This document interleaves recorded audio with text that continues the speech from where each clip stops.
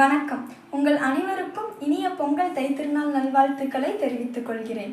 பொங்கலுக்கு சங்கத்தமிழ் கடை விரித்திருக்கிறேன், வந்து தமிழ் வாங்கிட்டு போங்க. வாங்க ஐயா வாங்க, நல்ல தமிழ் வாங்கிட்டு போங்க. வள்ளுவர் எழுதிய வாழ்க்கை தமிழ் இருக்கு, வளமார்ந்த நடையினில் கம்பன் தமிழ் இருக்கு.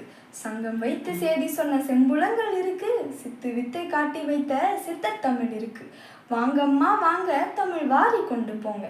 சேர சோழ பாண்டியர்கள் ஆட்சி தமிழ் இருக்கு, சேற்று வயல் ஆற்றுமடை போற்றும் நூல்கள் இருக்கு.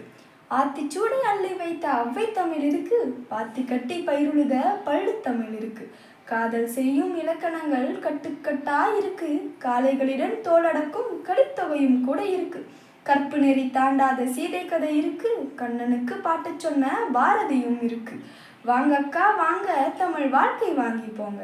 பாரதிக்கு தாசன் தந்த பாண்டியன் பரிசு இருக்கு, 18 கீழ்கணக்கு பதிப்புரையும் இருக்கு.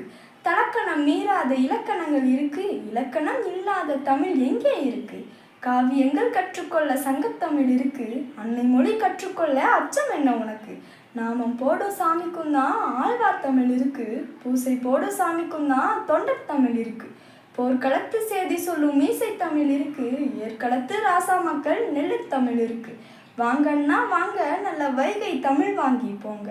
பண்பாட்டில் ஊற வைத்த பைந்தமிழும் இருக்கு, பண்டு தொட்டு பேசி வரும் செந்தமிழும் இருக்கு. 10 பாட்டு 8 தொகையோடு பாஞ்சாலி சூளுரைத்த இரிதழலும் இருக்கு.